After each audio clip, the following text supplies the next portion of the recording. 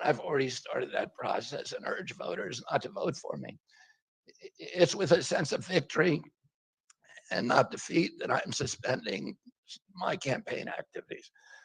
Not only did we do the impossible by collecting 1 million signatures, we changed the national political conversation forever. Chronic disease, free speech, government corruption, breaking our addiction to war have moved to the center of politics. I can say to all who have worked so hard the last year and a half, thank you for a job well done. Three great causes drove me to enter this race in the first place, primarily. And these are the principal causes that persuaded me to leave the Democratic Party and, and run as an independent. And now to throw my support to President Trump. The causes were free speech, a war in Ukraine, and the war on our children. I've already described some of my personal experiences and struggles with the government's censorship industrial complex.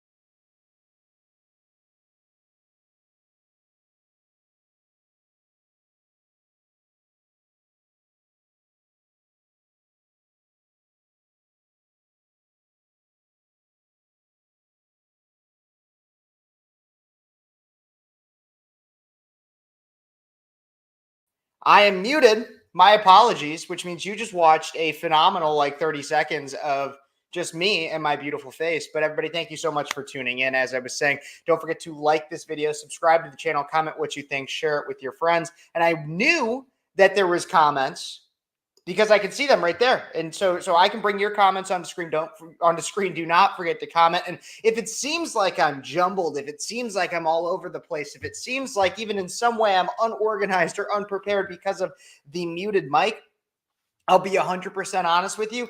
A little bit. This last week was my first week as a law student at Liberty University, the most conservative university in these United States of America. And I had a great time, but it is very, very busy. Keeping up with the news as much as I was prior to attending law school seems to be much more difficult. But do not worry, everybody. If you like, subscribe, share, and comment, not only will you get the news from a youthful conservative perspective, you'll also get updates as to what it's like to be a law student, a first-generation lawyer.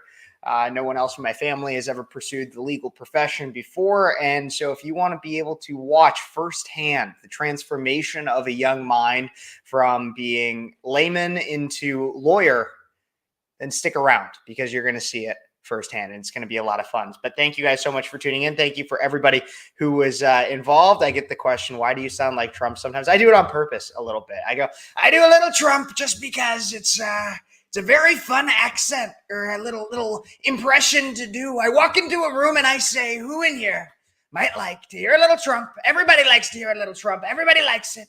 Nobody dislikes the Trump. That's what I do.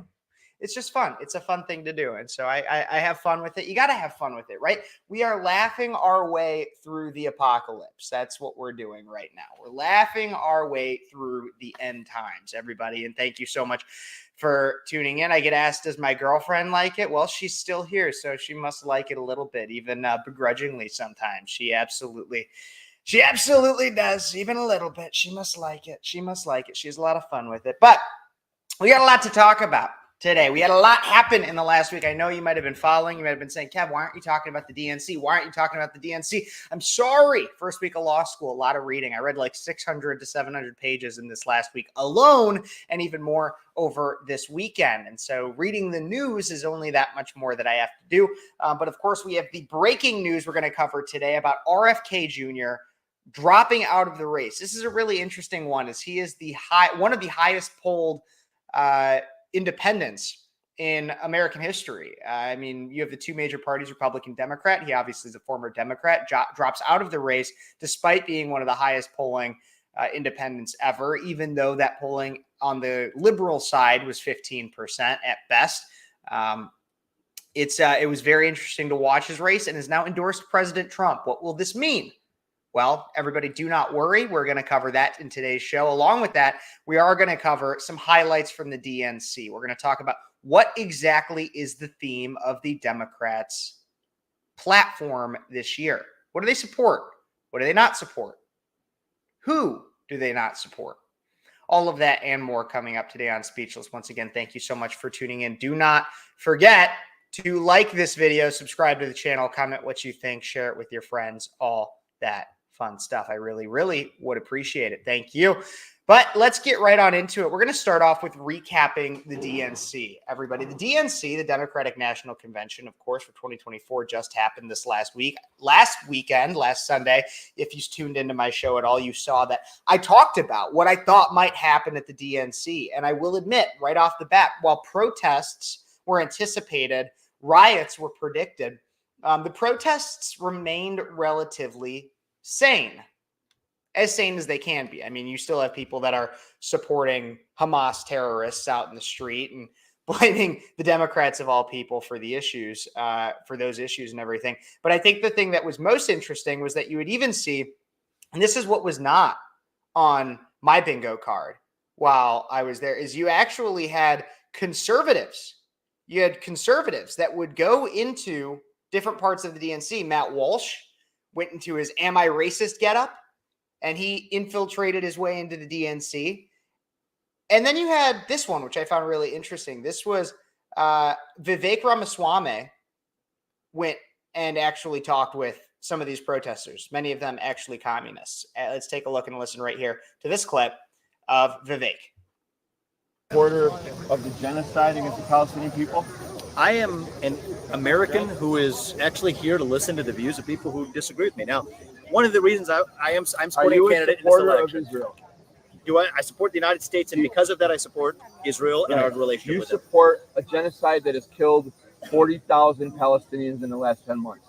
So, look, I think that the truth is there was an attack that precipitated it. No, the truth we can't is, ignore listen, that. dude, I don't play fact. those kinds of games. I'm an organizer. I'm not one of your. I'm also pragmatist. I'm not one of these people. You're not a party hack. I'm not an acolyte of yours. You're not a partisan I'm hack not for an the acolyte Democrats of or yours, otherwise. and I'm not a hack for you or for the Democrats or for the Republicans or nobody else. I got you. I'm asking you Yep. that you have no right to be here if you're not in support of the Palestinian people. Well, I think And if that you're not going to call here's what I for an believe. end to You a have the right- genocide, you have the right to if be you're here. not going to call So do for we in an end return. to the genocide and an end to the killing and an end to support of Israel, then you should take off. We don't want you here. You're not welcome here. Well, the good news is we're America, and so we actually get to all express ourselves Really? You peacefully. get to express being a racist? You get to You get to express being a racist Zionist pig? I Is believe that what you get to express? I'm pro-American, You but I want to believe in your express right to that? speak. I believe in your right to speak your mind. You believe? No. Racist, go home! Racist, go home! Racist, go home! Racist, go home! Racist, go home! Racist, go home! Racist, go home! Racist, go home! Racist, go home! Racist, go home! Racist, go home! Racist, go home! Racist, go home! Man, pacing him out of there.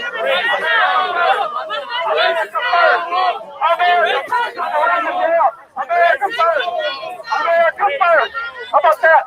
Racist go home, racist go home. That's what they keep chanting at Vivek. You know, this clip is really interesting to me because it starts off as if it's like, oh my gosh, let's have a rational conversation with Vivek Ramaswamy. Let's like try to actually, and Vivek is like, hey, I'm here to understand your views. I want you to understand mine. Let's have a conversation. That's what it seemed like the conversation was heading towards. That's what it seemed like Vivek wanted. Then all of a sudden it quickly becomes, you're a racist Zionist pig, you're a terrible person, all of the buzzwords, you know, all of that. And I want to say it's really, Vivek did a really good job in keeping his cool in this. I've been in situations like this, and I always find the funniest thing. You can go look on my YouTube. I have a video of me about a year ago talking to the DeSantis protesters, and I had a very similar conversation with somebody out where it was like I went out and my whole purpose to be out there was to talk to protesters and to understand what they were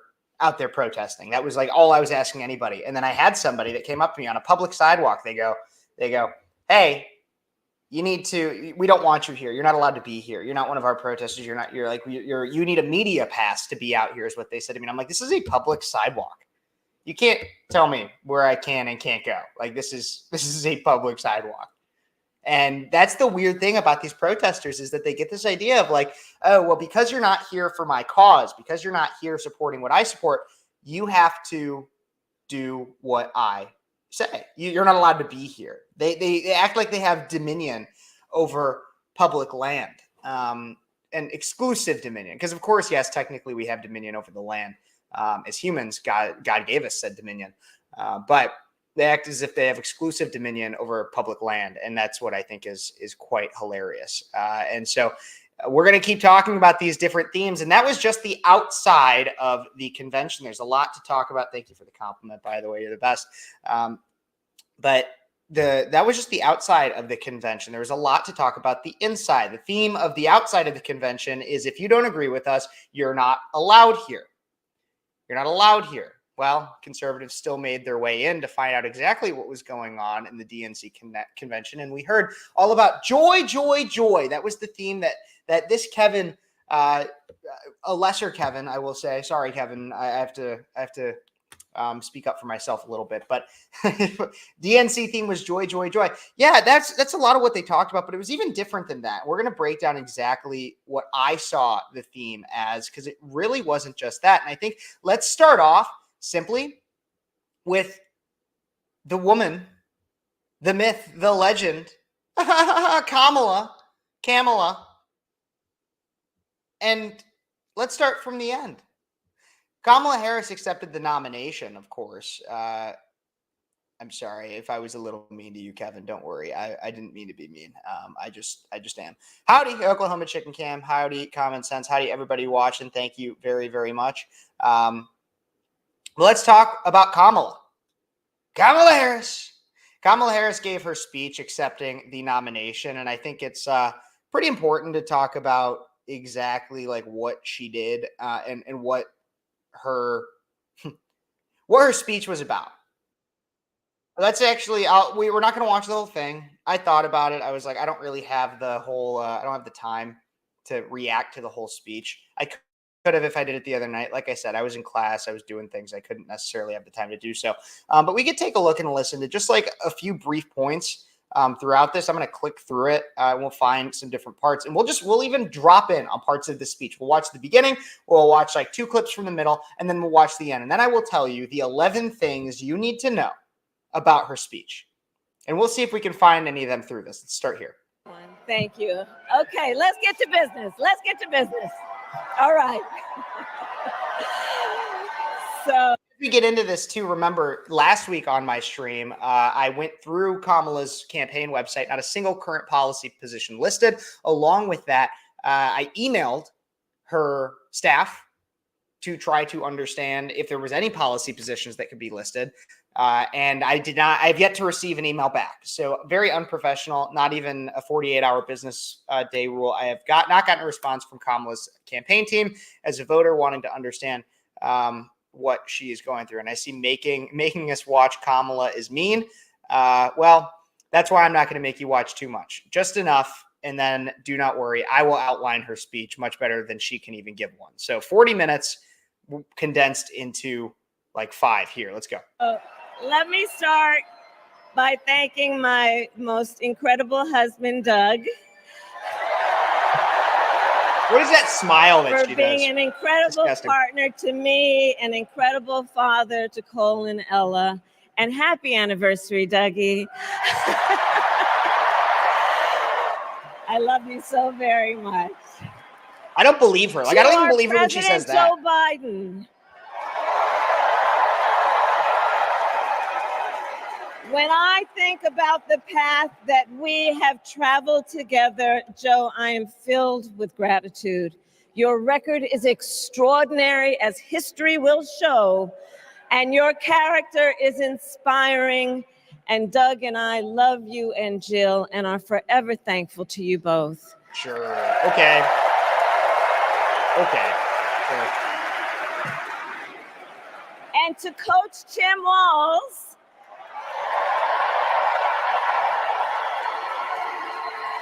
You are going to be an incredible vice president. Okay. And to the delegates and So obviously those are a lot of thank yous. Let's see what she actually talks about at the beginning here. met my father, Donald Harris, a student from Jamaica. That's kind of funny that her dad's name is Donald, because it's not the first time that she's gonna get beat by a man named Donald. But I thought that was funny. Actually, I do have to say, for legal reasons, I do not have any evidence or knowledge that Kamala's dad beat her physically, but I thought it was a funny joke, so I said it. They fell in love and got married, and that act of self-determination made my sister Maya and me. Growing up, we moved a lot. I will always remember that big Mayflower truck packed with all our belongings, ready to go to Illinois, to Wisconsin, and wherever our parents' jobs took us. So all of this so far is a very scripted, kind of a return to a very traditional level of politics with an obviously teleprompter-read speech. Relatively practiced off of a teleprompter. That's what we're seeing so far. And really, the interesting thing about this is it is kind of interesting to see that everybody's just kind of accepting this cookie cutter teleprompter speech. And the reason why this is so fascinating is because right now we have had a political landscape in which the teleprompter is like not what's leaned on. And usually it is. Like, this is the kind of thing we usually expect from politicians. They get up, they give a pre-written speech that was written by somebody else that heavily condenses and honestly tells a narrative that is different from the truth of a different story of, oh, growing up and my dad, we went on these trips and blah, blah, blah, whatever. And it's weird because right now we have a president, the current president, who he can't read off a teleprompter. He can't read. And when he does get anything out of his mouth, it's that's Joe Biden. And then you have Donald Trump, who he argues with the teleprompter in front of everybody. He's like, well, he'll read the teleprompter for a minute, and then all of a sudden he won't want to say what's on it, and he'll be like, oh, the teleprompter says I need to talk about the economy, but I just want to keep talking about skanky Kamala Harris. Kamala Harris, she's a skank. And she said one day she says she's black, the next day she's Indian. What are you, Kamala? Let's see that birth certificate, Kamala. And he goes off script for like a 40, 50-minute speech that totally negates the point. And it's hilarious. It's it's like a stand-up comedy special. But to have somebody who actually reads off the teleprompter again is kind of just it's funny, because it's not what we have in our current American politics like we have for the last 40 years. So very interesting. Let's just random part in the middle. Let's just see what she says. Oh, okay, perfect. Let's see what we'll go even just like 10 seconds back from there. White House are extremely serious. Consider not only the chaos and calamity when he was in office, but also the gravity of what has happened since he lost the last election. Donald Trump tried to throw away your votes. When he failed, he sent an armed mob to the United States Capitol, where they assaulted law enforcement officers. When politicians in his own party begged him to call off the mob and send help, he did the opposite. Okay, still not a single policy position. Let's maybe try to go a little bit further. That was entirely about Donald Trump, January 6th, everything like that. Still not a single policy position mentioned. Let's go a little bit later. Last 2 years, I've traveled across our country, and women have told me their stories. Husbands and fathers have shared theirs. Stories of women miscarrying in a parking lot, developing sepsis, losing the ability to ever again have children, all because doctors are afraid they may go to jail for caring for their patients. couples just trying to grow their family, cut off in the middle of IVF treatments, children who have survived sexual assault, potentially being forced to carry a pregnancy to term. This is what's happening in our country. And I could get into the abortion debate right now, but at least think it's close. Okay, let's see if she actually like makes a clear policy stance now. Because of Donald Trump. Nope. And understand he is not done. Even when she gets close, and this is the theme that I'm gonna give you the ending before we get there. Because we still have a lot more I want to cover when it comes to the DNC, but I'm going to give you the ending before we get there. The ending of this story, the theme, wasn't even joy, joy, joy. It wasn't. It was a subplot. It was a side mission. But the plot, the theme of the entire Democratic National Convention was Donald Trump. Donald Trump won this election, even prior to the RFK endorsement. Donald Trump won this election because he was the only thing talked about at this convention. He was the theme. There was no policy. There was no, what are we going to do for America? There was no, we're going to win. Let's figure this out. Like, let's actually figure out what is so great about Kamala Harris. No, it was Donald Trump. And we're going to constantly see that. Let's see how she ended this speech out. How the great orator, Kamala Harris, finished out her signed, sealed, delivered, canned response right here. On earth, the privilege and pride of being an American.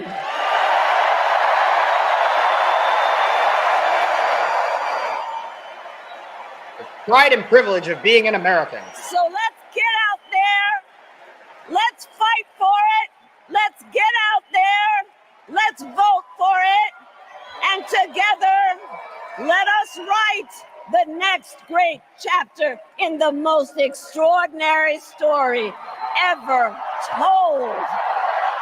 Now, I want to remind you, I wanted to play that, and I want you to remember that she talked about how it's a great privilege and pride to live in America.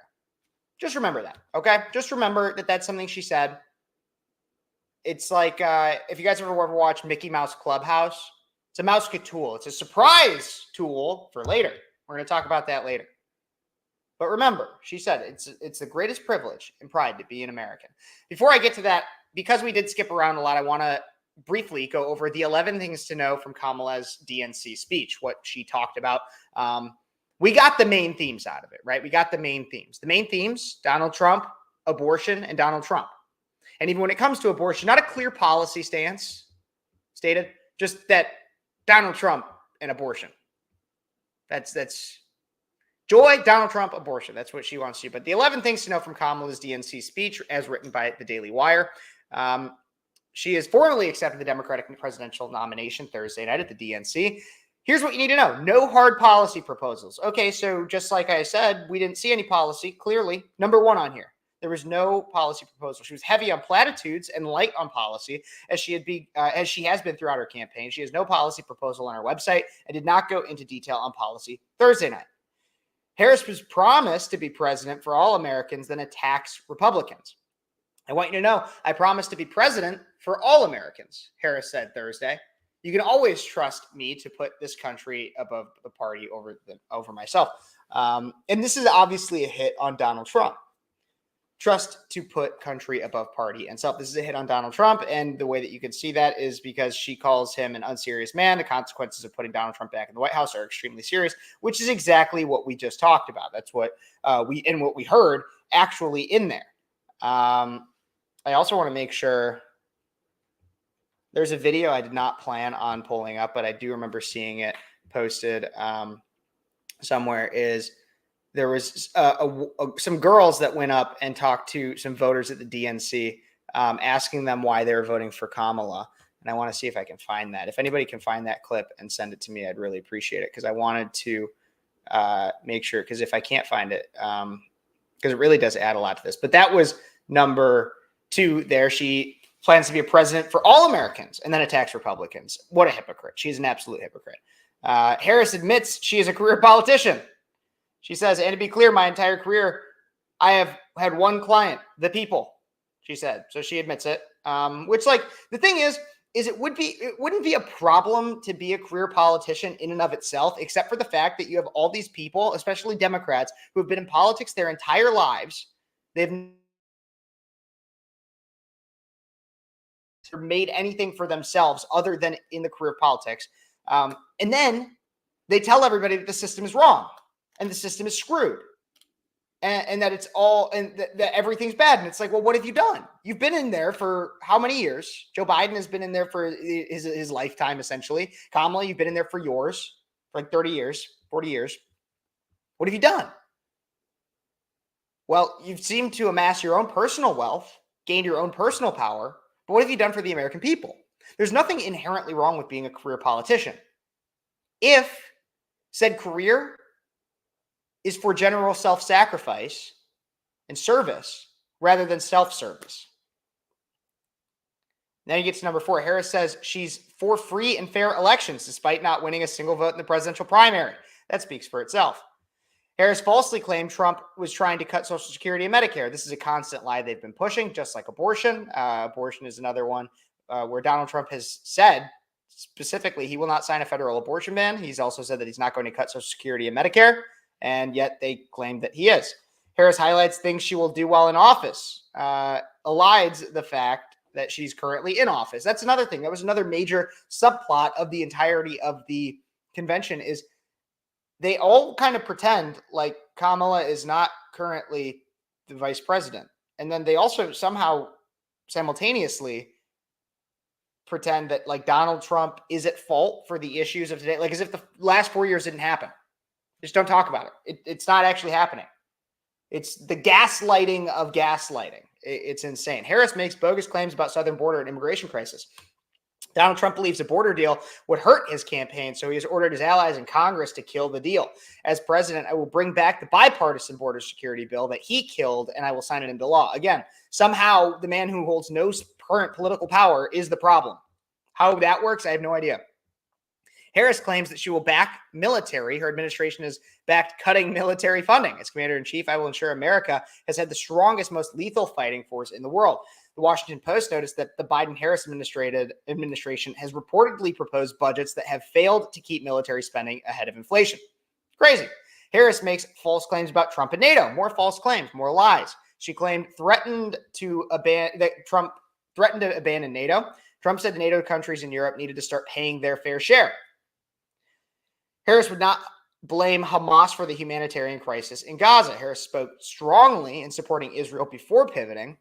At the same time, what has happened in Gaza over the past 10 months is devastating. So many innocent lives lost, desperate, hungry people fleeing for safety over and over again. The scale of suffering is heartbreaking.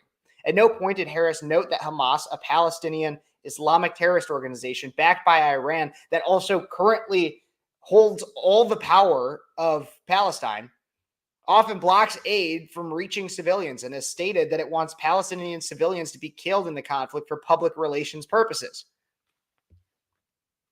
We all know this. These are things that we know, but it's once again, people are eating this up. People are in that audience eating this up. Harris claims that she will stand up to Iran. I will never hesitate to take whatever action is necessary to defend our forces and our interests against the Iranian-backed terrorist groups. These are the 11 points from Kamala Harris's DNC speech. All the points that you would be like, oh man, like that's what she took her time to talk about. That's what she took her time. That's what she wanted people to know. That's what she wanted people to know. And so it makes me wonder, why would people vote for Kamala? Why would anybody vote for Kamala when that's what is going on in her speech? That's what she's saying. That's what's like. There seems to be there's no actual reason to vote for Kamala, right? Right? You would think, maybe.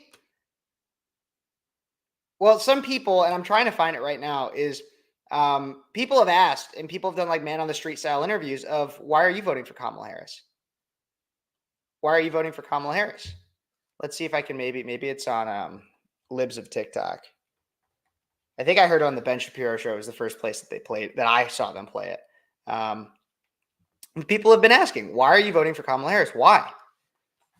And the main reason, nobody can list a single policy. And so then they ask, why are you voting? Well, I just like her. I just like her. That's what they say. They cannot name a single policy that she actually supports. Nobody can, because she doesn't support a policy. Kamala Harris has no principles. Kamala Harris has no actual policy. Besides, America's racist, free crap for everybody, stealing some of Donald Trump's things, like she'll say, like she stole the no tax on tips, but she can't name a single policy. Nobody who supports her can name a real reason for supporting her other than we don't like the other guy. We buy the BS she says for 40 minutes on stage. Nobody can actually name a single policy. I'm trying to find anything on here. I'm trying to find exactly the clip that I wanted to play. I don't know. I guess I can't find it. This is one that I didn't prep for enough, I guess, but do not worry. We know it.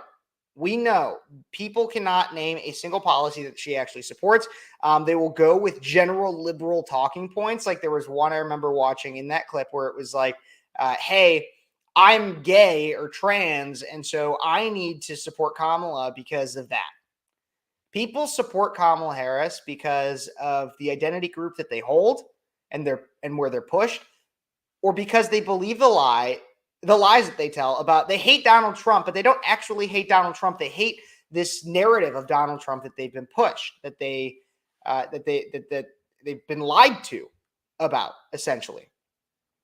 I think it's also important to note that Joe Biden spoke at the DNC. And so this is a quick clip that we could take a look and listen to here of Joe Biden at the DNC, because it's both one of the funniest things and also saddest things I have ever seen. Take a look and listen.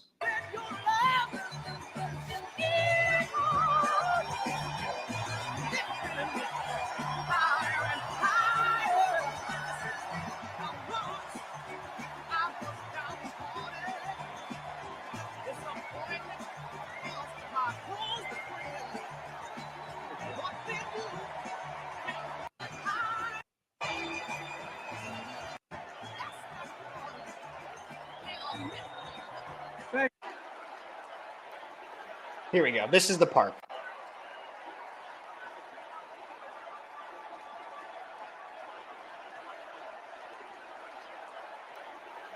Okay, listen to that.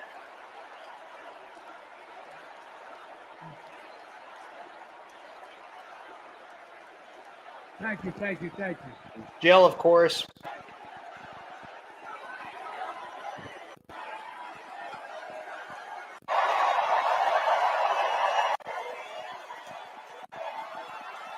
Thank you. Thank you, thank you. So they keep yelling, "We love Joe." There's another part in the speech as well that they also cheer, "Thank you, Joe." And all of this is really sad, right? Because this was like the first night in the DNC. There's circumstances to also discuss with this. This was the first night of the Democratic National Convention. They didn't bring him on until like 11:30 Central Standard Time. It was after midnight on the East Coast. It was out of prime time for everywhere. He was supposed to be on much earlier, according to the original schedule.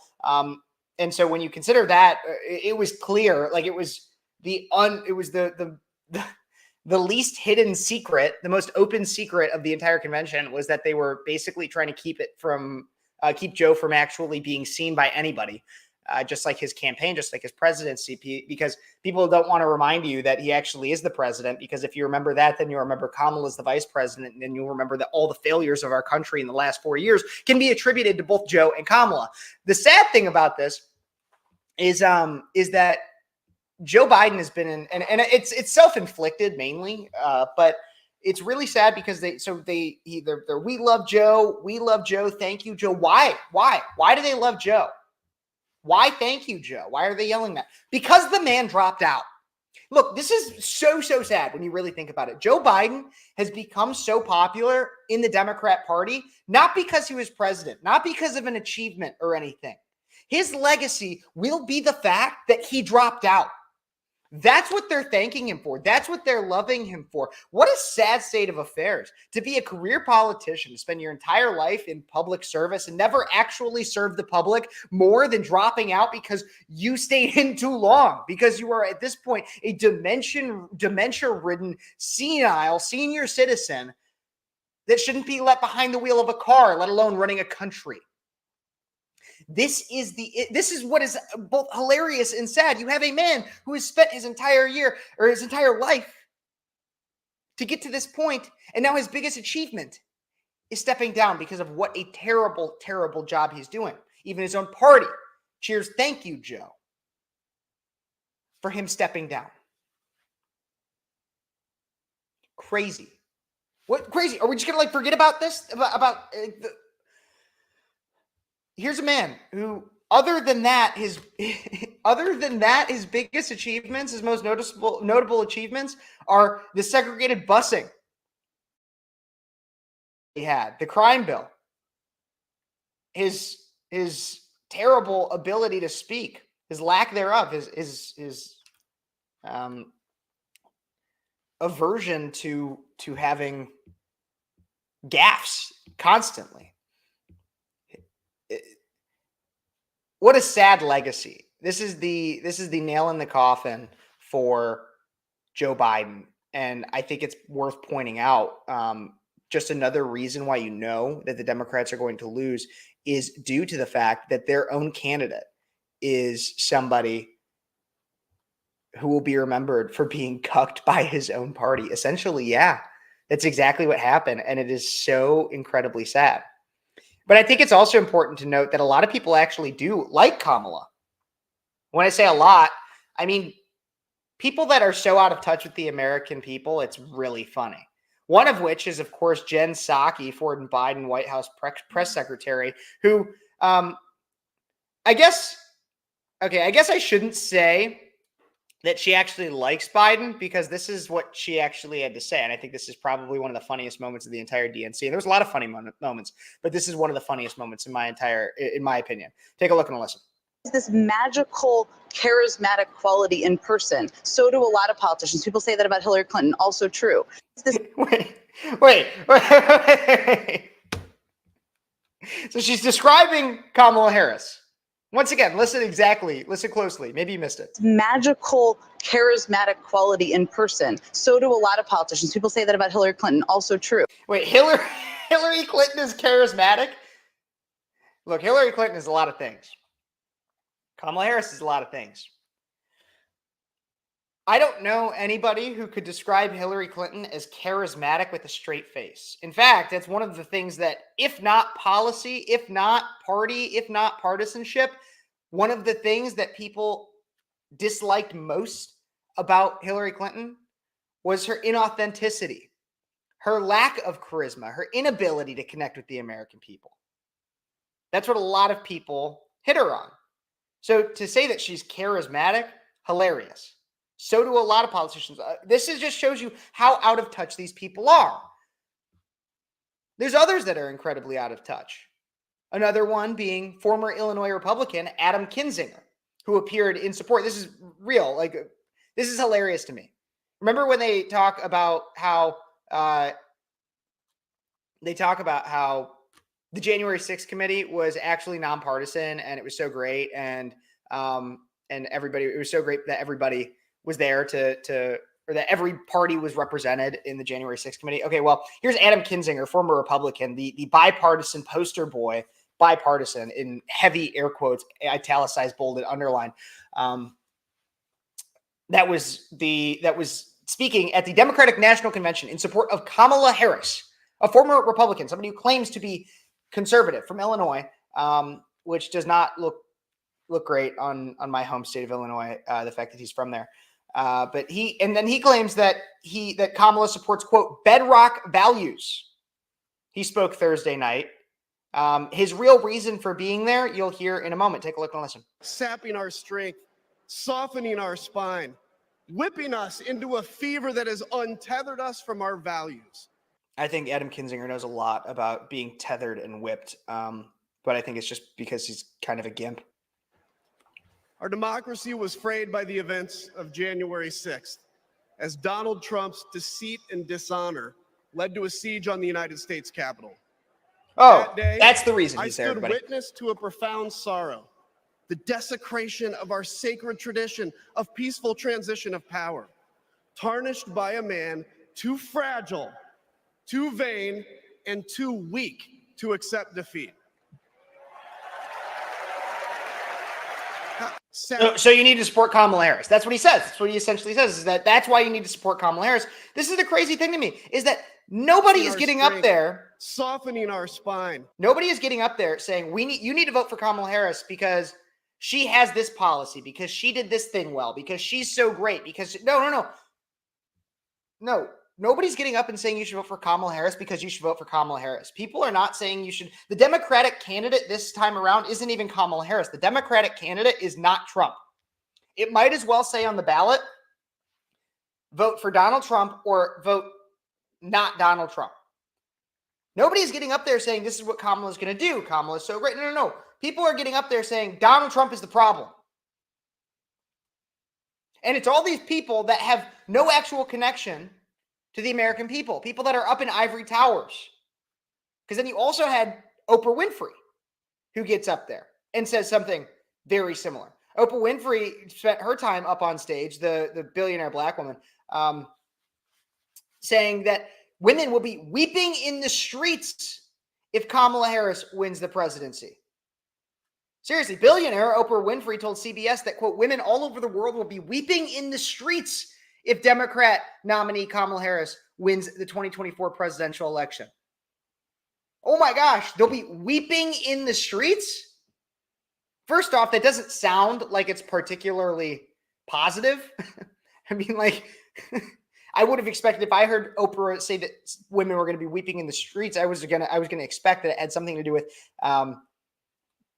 it would have something to do with, oh, well, they hate Donald Trump because he's an evil sexist or something like that. But no, Winfrey spoke at the DNC on Thursday and promoted abortion as vital to the American dream and argued Democrats support freedom, unlike Republicans. Yes, freedom to murder children. Okay. It will mean that the glass ceiling has been shattered. Women all over the world will be weeping in the streets. Wow. That's what's going to do it? While just this last week, Iran basically made it illegal for women to look at another person in public that isn't their husband, to leave their houses without their husband. That's wow.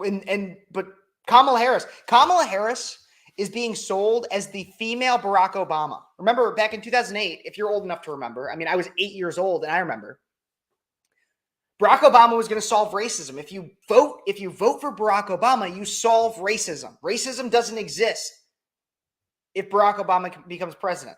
And then what happened? Sent race relations back to like basically the time of the civil rights era. People are more divided on race today than they were prior to Barack Obama's presidency. They're more divided on race in 2016 prior to Donald Trump's presidency because of Barack Obama's presidency. People are more divided on race. And that's what they're trying to do right now with Kamala is, oh, well, you're a sexist if you don't like Kamala. You're a sexist. But if you want to solve sexism, vote for Kamala.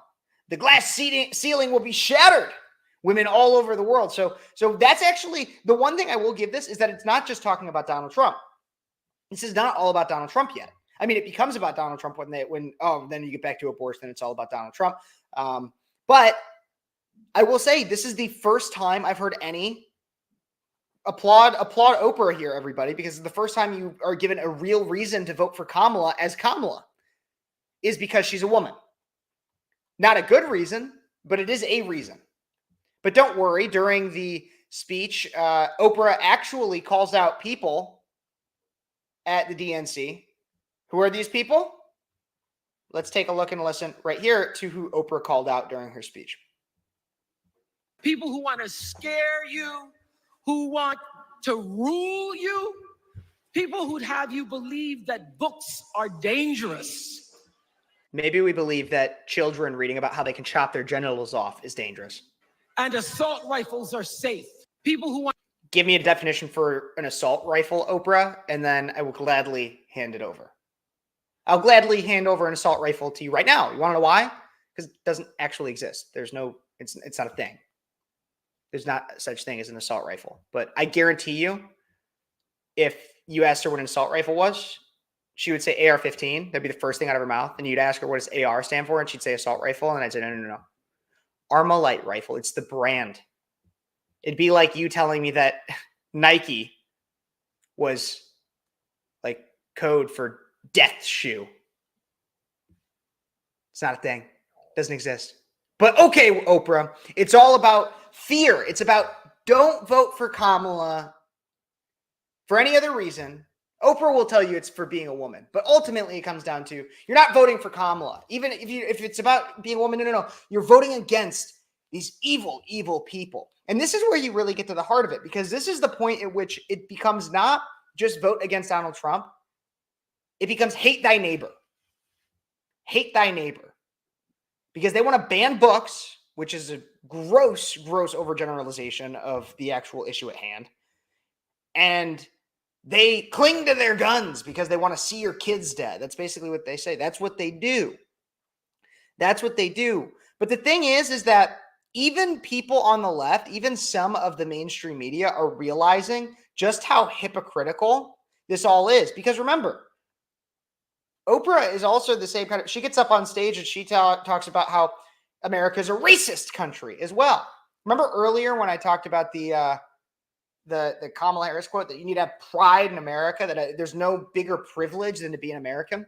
Well, Oprah got on stage and talked about how she has experienced racism and that America has a racism problem.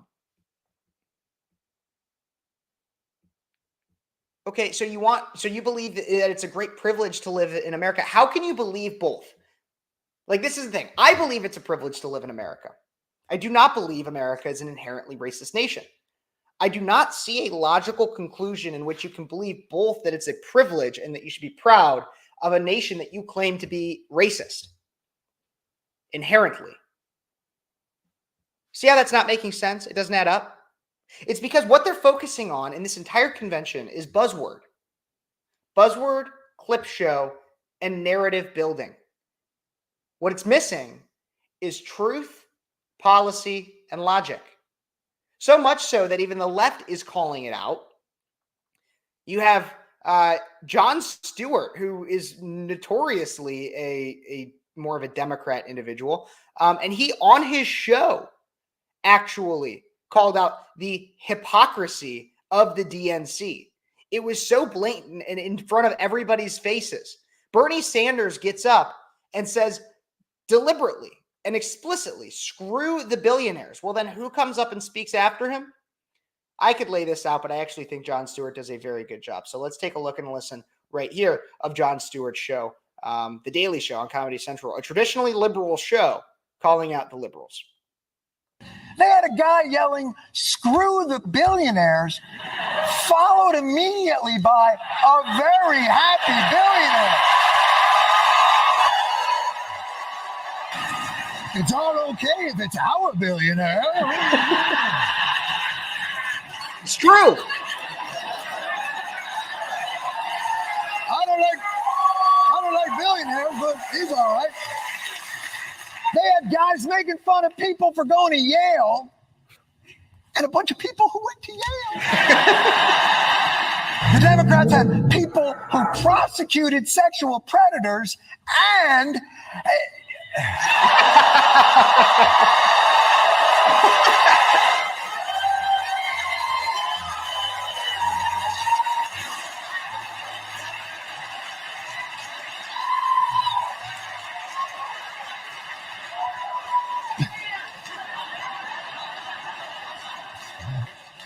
there goes that booking.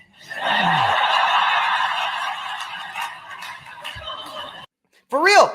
And that was probably the best outline of exactly what we need to know from the Democratic National Convention. What we need to know from the Democratic National Convention is you're not nominating Kamala Harris. You're nominating not Trump. If that's not enough for you, then vote for the woman because she's a woman. They hate the billionaires, but unless they're on their side. The Democrats have no principle, truly. Democrats this time around have lost all sense of sanity and are throwing anything at a wall to see what sticks. See what could maybe, but they don't have anybody that's actually in touch with the American people. Even Beyonce skipped the DNC. There was rumor Beyonce was supposed to be there. Everybody was touting it. It was Beyonce's going to come. She's going to sing her song Freedom. But despite reports, TMZ admits we got this one wrong. Despite a report that Beyonce would make a surprise appearance at the last night of DNC, it all turned out to be false. The entertainment news outlet TMZ admitted the outlet screwed up the reporting the rumor that, to quote the great Beyonce, "We got to lay our cards down, down, down. We got this one wrong." Beyonce was never scheduled to be there. The report of a performance is untrue. Rumors of a guest appearance from 32-time Grammy Award winner made sense after the artist allowed VP Kamala Harris to use 2 of her songs during the campaign, Lemonade and Freedom. Recently, representatives from the artist reportedly sent a cease and desist letter to Republican nominee Donald Trump's campaign advising him to stop using her song Freedom in promotional material, as the Daily Wire previously reported.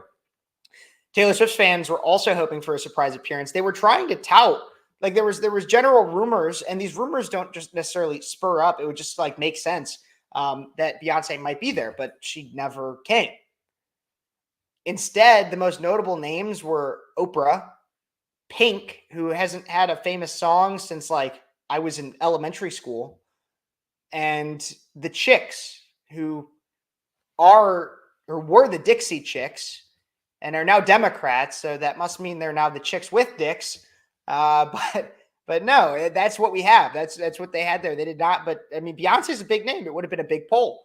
And the rumor in and of itself is now trying to be shoved down. But the other headlines that are coming out of the DNC are not positive either. Nobody knows what the DNC stands for. Well, Democratic National Convention. But you know what I mean? And it's because they don't. The DNC stands so little. Honestly, here's the thing, is the DNC is like, they're disabled right now in a lot of ways. They can't stand, they're crippled, and they're deaf, incredibly tone deaf. We just watched that Jon Stewart clip. We saw. They have an anti-billionaire millionaire speak before a happy billionaire. They have Kamala talk about sexual assault and then have Bill Clinton up there. They fall on deaf ears constantly. They don't have any sense of what the American people actually think, what they want, or where America should head. All they know is that they don't like the other guy. And so that's what you're going to hear this entire election cycle, is why you shouldn't like the other guy. So the DNC does not compute. That's what it stands for. Maybe I'm wrong. Let me know in the comments. As I always say, guys, don't forget to like this video, subscribe to the channel, comment what you think, share it with your friends. Don't go anywhere. We are still going to cover everything with RFK Jr. And what this kind of means. It's going to be probably about another 15 to 30 minutes covering that stuff. As always, guys, keep those comments coming. Let me know what you guys are thinking. I see a lot of great people in the comments section. I got the best fans. I got the best people watching the show, and they love not Speechless. Kev, they love Speechless, this show. It leaves them speechless every time. Every time. We love it.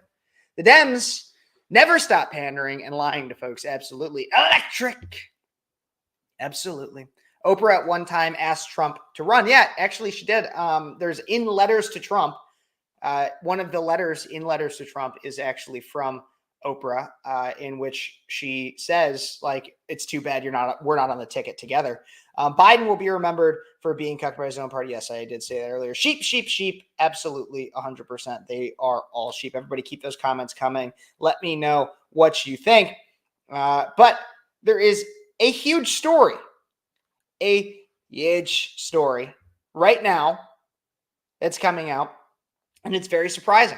Democrat turned independent presidential candidate Robert F. Kennedy Jr. endorsed Republican nominee Donald Trump on Friday. as you guys saw at the very beginning of this video, we played that clip of him doing so. We can actually take a look and listen to it right here, right now. Just so to refresh our memories and our brains right here. And I've already started that process and urge voters not to vote for me. It's with a sense of victory and not defeat that I'm suspending my campaign activities. Not only did we do the impossible by collecting 1 million signatures, we changed the national political conversation forever. Chronic disease, free speech, government corruption, breaking our addiction to war have moved to the center of politics. I can say to all who have worked so hard the last year and a half, thank you for a job well done. 3 great causes drove me to enter this race in the first place, primarily. And these are the principal causes that persuaded me to leave the Democratic Party and run as an independent. And now to throw my support to President Trump. So that's what he's doing, obviously, in that it's really hard to listen to him talk, but we do need to hear the words out of his mouth. I got to be honest, I feel like he struggles to get every word out, and it's really, honestly, unfortunate. Thank you. But he did get a little bit better, I guess, when he explained why he decided to drop out and endorse Trump. During a speech in Phoenix, Kennedy said he was suspending his campaign, seeking to remove his name from the ballot in battleground states while keeping his name on the ballot in blue and red states. I think he does want to kind of understand exactly just how much he could have won in certain states that were clearly going for the other guy. But Robert F. Kennedy also spoke at Republican presidential nominee Donald Trump's rally in Arizona on Friday night, where he explained why he decided to endorse former President Trump. Take a look and listen to some of this. Thank you, President Trump.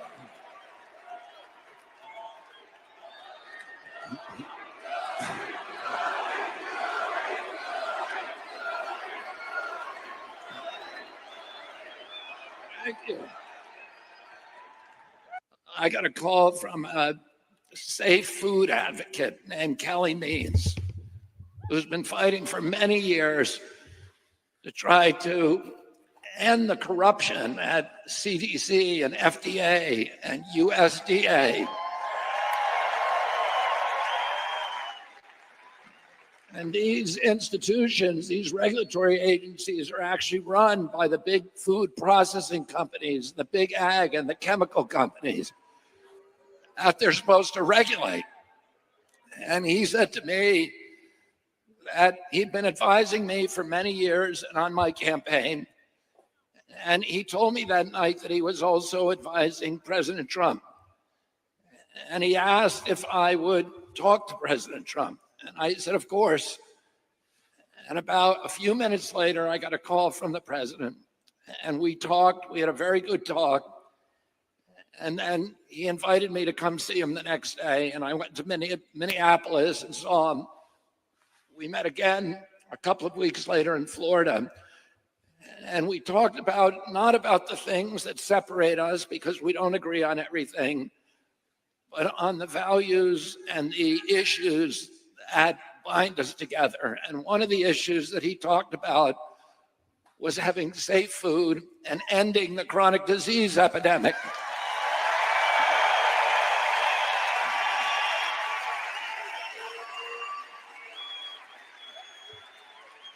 Our children are now the unhealthiest, sickest children in the world. Don't you want healthy children? And don't you want the chemicals out of our food?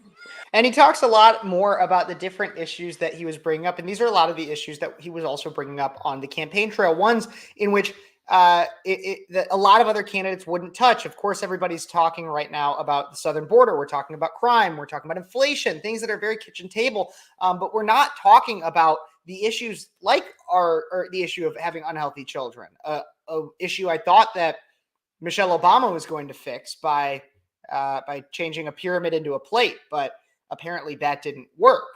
I guess that's what happens when you have somebody who lies about their gender constantly, but I digress. And allegedly, I must also add. He also discussed the idea of censorship. He said, we know that the government can silence its opponents and has license for any kind of atrocity. And can you think of any time that you can look back in history and say the people who were censoring me were the good guys? They're always the bad guys because it's always the first step down that slippery slope to totalitarianism. And I think it's important to note comments like this. And he gives a speech that brings clarity to the days that we're facing. Thankful he loves this country enough to put aside his leadership and join us. It's called leadership. I do think that he does show a sense of leadership through this. I think that his campaign served a valuable purpose to show the power that an independent can have when we do have a society that seems to be heavily dissatisfied with the two-party system. And he called out issues a lot of candidates would not have otherwise called out because of their bindings to the two-party system. So I think he served a very great role there. It's good that he's going behind President Trump now, and it won't even question as to whether or not he will take away from Trump. We will keep an eye on where he'll actually have to be, where he'll still be on the ballot and how that could affect the election, but that is still undecided. The thing is now that he has come out for President Donald Trump and endorsed him, of course, the mainstream media will not allow that. Immediately after, news headlines everywhere were all about how he's actually terrible and coming out with different allegations against him, mainly unfounded. But now we can even they're trying to play up his family coming after him. And so they addressed this on Fox News. His family apparently has been making attacks against him. And of course, he gives a great response. Take a look and a listen right here. Is not without personal cost for you. Your own family went to the White House on St. Patrick's Day, took a huge picture with President Biden, made clear who they were supporting. Friday night, your siblings issued this statement. We believe in Harrison Waltz. Our brother Bobby's decision to endorse Trump today is a betrayal of the values that our father and our family hold most dear. You posted on X Friday night saying you're grateful to your amazing wife because the decision that you've made is one that she's uncomfortable with. So talk to us about the personal backlash you have to deal with in moving forward. I mean, my family is at the center of the Democratic Party. I have 5 members of my family that are working for the Biden administration. President Biden has a bust of my father behind him at the Oval Office. He's been a family friend for many, many years. And my family I understand that they're troubled by my decisions, but, I love my family. I feel like we were raised in a milieu where we were encouraged to debate each other and debate ferociously and passionately about things, but to still love each other. So, they can, they're free to take their positions on these issues. There are many, many members of my family who are working in my campaign, who are supporting me. I have a very big family. There's a few of them that are troubled. But, I think we all need to be able to disagree with each other and still love each other. Yeah, absolutely. Great response from him. But you could see the media will be relentless on this. We also have an Atlantic article that came right after, suspiciously after the endorsement of Donald Trump. And of course, it's even in there in the subheadline. RFK Jr. was my drug dealer. Kennedy's endorsement of Donald Trump raises an awkward question. How those two are related? Fascinating. I have no idea. The leading third-party candidate for president, environmental lawyer and activist, his son and nephew of legendary liberal Democratic politicians, just quit the race and announced that he is joining the campaign of the most anti-environment president and presidential nominee in recent history, the leader of the Republican Party. He has turned into a right-wing, anti-democratic, proto-fascist personality cult. That's hilarious. It's hilarious. Okay, so this is a hit piece on RFK Jr. apparently being a drug dealer at one point, which is crazy because by the left standards is they wouldn't mind having all drugs be legal. And essentially RFK would, and I'm pretty sure RFK had his stance in his, I don't know this for sure, but I'm pretty sure his stance was to legalize drugs or to reclassify the drug system. I'm pretty sure he had an in-depth stance on that. Wouldn't surprise me. But instead of actually going in on that is he comes out and he endorses Donald Trump. And immediately after, he has turned into a right-wing, anti-democratic, proto-fascist personality cult. That's immediately because he endorses Donald Trump. That's what he becomes. It is nothing else. He wasn't that the minute before he was just like, oh, well, he's kind of a conspiracy nut because he talks about the vaccine stuff. And that's what he was. And they were like, he's challenging Biden. So we gotta kind of come after him, but he's still not Trump. So he's not the enemy. But as soon as he endorsed Trump, he's a fascist, anti-democratic, right wing. Crazy. And then they go into this whole thing and they want me to pay money to read this, which I'm not going to do. But they talk about how apparently, reportedly, he was a drug dealer. What the Atlantic won't publish are the multiple stories of homosexual behavior and drug escapades of former President Obama. But they will publish that RFK was a drug dealer because he's now a fascist because he supports Trump. That's what they do. And then, of course, also we have why RFK Jr.'s endorsement could be a problem for Trump. They're going to try to spin this as if it's a bad thing for Trump, as if RFK is actually degenerate. It didn't matter when he was running for president, but now it's an issue because he endorsed Trump. Well, I think it's important to talk about the real effects of this, and so let's turn to some other media, which, while being in some way biased, at least is more forthright about its bias. Top pollster RFK Jr.'s endorsement of Trump could be the difference in the election. Said this week that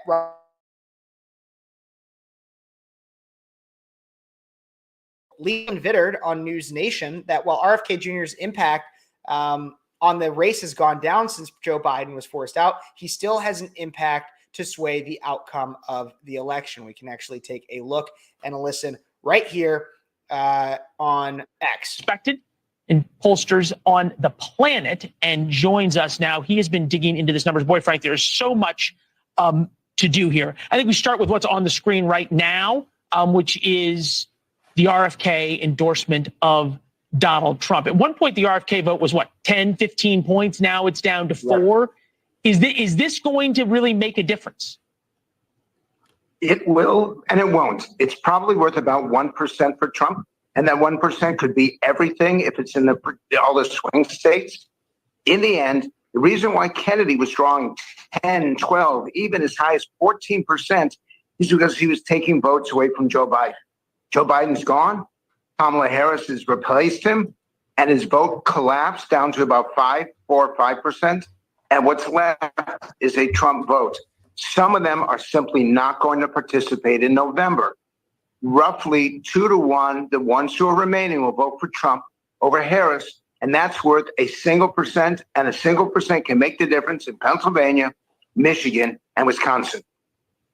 All right, and they're in Arizona today. Look, Robert F. Kennedy went scorched earth on the Democratic Party today, right? They're bought and paid for, the corporate media. He was censored, on and on and on. If RFK had endorsed Harris rather than Trump, would the coverage and the conversation be a lot different about it? That's a really good question. Good for you. That's a really good question. I think it would have been. I think, quite frankly, that most of the people who report the news, even though they're supposed to be objective, and even though they try to be objective, that there is a bias. And it's a bias that they hold inside. And sometimes it's reflected in what we see, what we hear, and probably most importantly, what we read. And the key here is whether or not you can have faith, trust, and confidence in what you're being told. If he had endorsed Harris, I do think he would have been regarded as a hero. Yep. But because he endorsed Trump, the people who are communicating that are not giving him the credit that he deserves.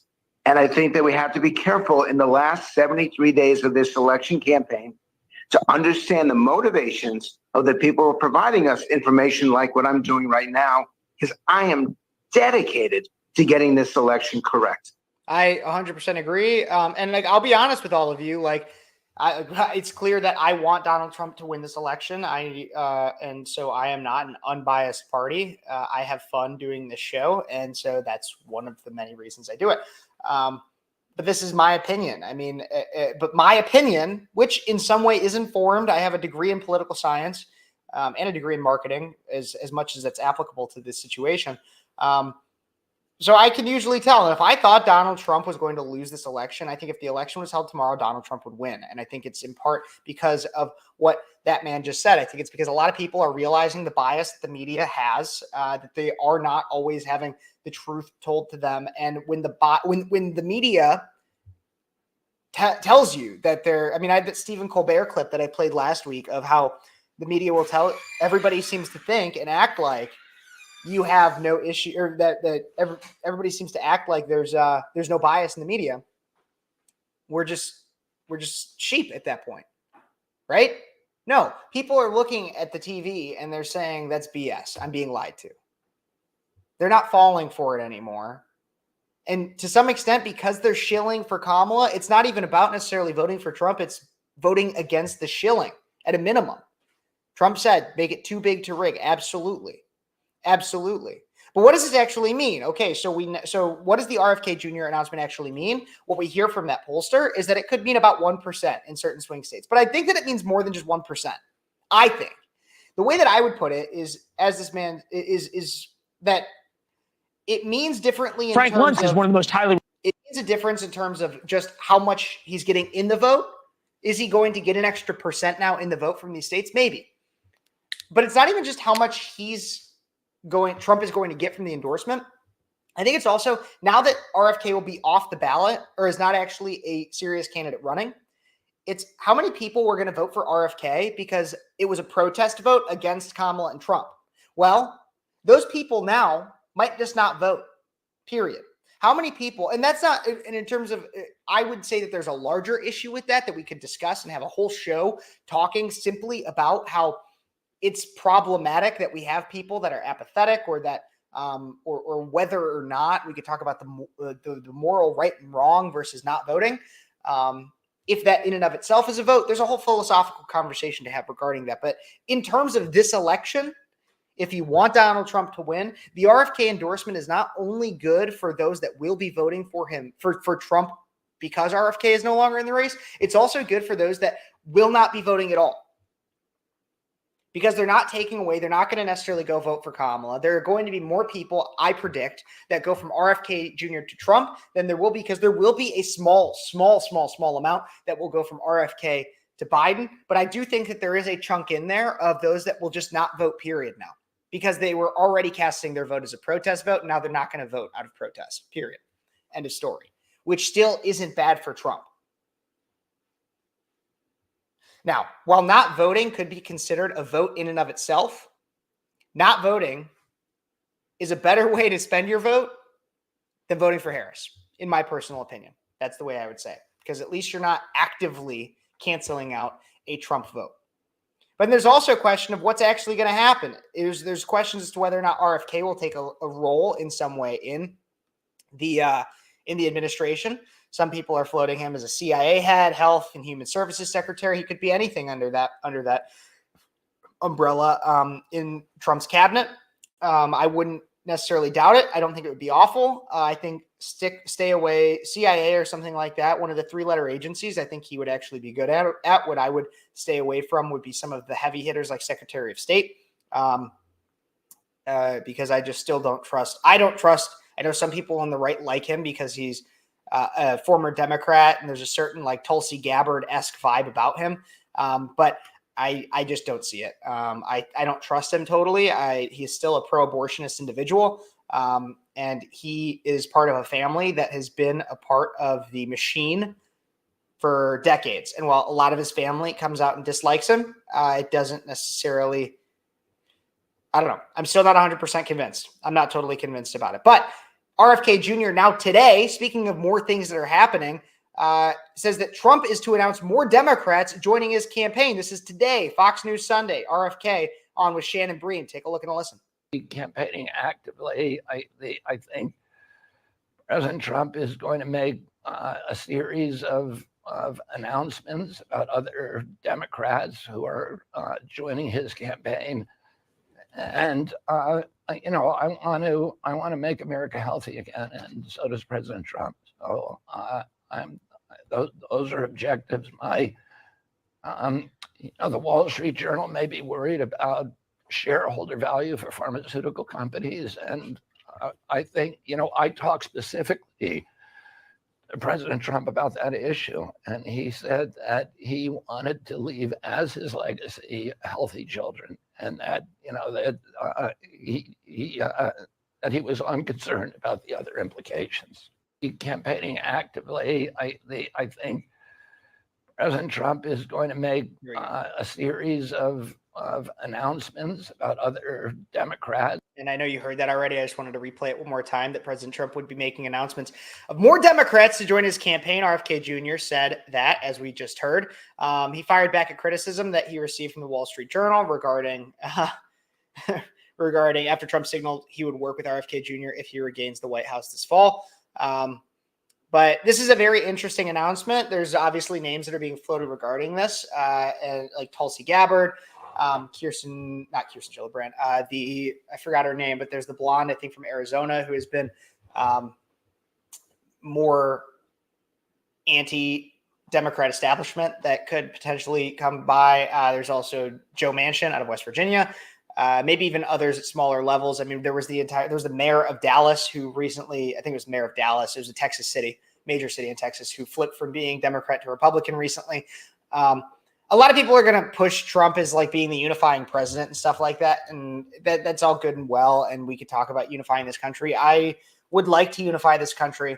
That is definitely a priority of mine. However, I want to unite this country under good values. And that's one thing that I get that becomes difficult for me when it comes to these concessions. I have a lot of people that tell me, "Oh, it's right that Donald Trump, he has the right move that Donald Trump is saying he wouldn't sign a federal abortion ban." They're saying it's the right move. Okay, well, it depends on what we're saying is right and in what context, because is not signing a federal abortion ban, if it was presented to you, is that right? Well, for a few things, politically and promising it now, sure, you could maybe make that argument that it's the right thing to do politically right now, to promise that, because it is not favorable. It is not a popular stance to want a federal abortion ban. However, it's wrong in pretty much every other area that you ask it. First off, is it right for a president of any legislation to not sign it if it comes across his desk? Well, maybe in certain instances. But by and large, if your legislature agrees enough to pass a bill, then you should sign it into law. Of course, there are veto options for specific instances, specific circumstances, but no matter what the bill is, you were elected not to be the moral judge of right and wrong. You were there to be another check and balance on the legislature. But if that bill were to come across your desk, you should sign it. That would be the right thing to do, unless it was an extreme circumstance, in which that extreme circumstance would then have to be considered and talked about. Like, yes, if you have a strong moral obligation, however, then we talk about whether or not abortion and banning it is morally right or wrong. Abortion in and of itself is a moral wrong if you subscribe to an objective standard of morality. And the only way to subscribe to a subjective standard or an objective standard of morality is to take on a biblical worldview. Not even necessarily be a Bible-bearing, card-holding Christian, but at least to understand and have a biblical worldview in the sense that you believe that the morals laid out in the Bible are right. That is objective morality. The only way, because then you'll have people that will come back and they'll try to argue a subjective standard of morality. You cannot have a subjective standard of morality and have a justice system. It simply cannot work. It simply cannot work. There is no such thing as a subjective standard of morality, because a subjective standard of morality in and of itself claims that morality of the objective sense doesn't exist. And what do I mean by that? What I mean is this idea that if you think that morality is subjective, that it varies from person to person, that there's no general standard for morality, well, then it doesn't really exist. Then morality doesn't even really exist, because if it can mean one thing to one person, something else to somebody else, then it doesn't actually have a meaning. If morality is subjective, there is no morality. So this all predicates the question that I posed is it the right move? to be unifying under the principles of which we are? Yes and no. A classic law school term you learn pretty quickly is the answer, it depends. It depends. Unifying under not signing a federal abortion ban is not the right thing to do unless you're talking politically. Right now, saying it might be the right thing to do politically. Wrong thing to do in every other sense. Bringing on Democrats, we need to be careful about that. It depends on who we're talking about and at what cost. A lot of people will see this and they will say, and I'll get comments and they'll say, Kevin, it's so great. Look, Donald Trump is being the unifying president. I want to remind you, there's a reason we have two parties. There's a reason we have independents. We're not supposed to be 100% unified. I don't want total unity. Because if we have total unity, then that means we have sacrificed some level of value, some level of decency, some level of our own morality and sanity to unify with some people that don't deserve the level of power we are about to gain as a conservative movement, or we should gain as a conservative movement, what we deserve as a conservative movement. And it has been concerning me significantly that Donald Trump seems to be, while I will still vote for him, while I think he is still the best viable option for president that we currently have, it is concerning me that the man has walked back his stances on abortion. It would seem as though we are having issues being united also on the front of legislatica. And at a minimum, banning everything that has to do with gender surgery and gender transition. We need to get back and ensure and hold Donald Trump and those he surrounds himself with accountable for being on the right side of the issues. Not necessarily right in what is going to get you popular, because that's the problem, is we cannot equate what is popular with what is morally and justly correct. What is right politically is not necessarily right for humanity. Gay marriage being a perfect example, abortion being a perfect example, many social issues being perfect examples, or even economic issues as they relate to the economic system. It might be right politically to support the idea of giving everybody free crap. Is that right morally? No. No. Teach a man to fish, and he can eat for life. But I could go on a bunch of different tangents. That's what I have to say this week about all those different stories. Everybody, please let me know what you guys think in the comments. Thank you for bearing with me, as I might have been a little jumbled or anything. Law school has not been easy, but it's been a lot of fun, and I will keep you guys updated with that, as well as all the other news at least once a week. I will always try to have more content come out throughout said week as well. Don't forget to like this video, subscribe to the channel, comment what you think, share it with your friends, and all that fun stuff as always. And thank you so much for those who are commenting. I saw you. I see you. I always do. And I appreciate you being here. God bless you. God bless America. And until next time, thank you so much for watching Speechless.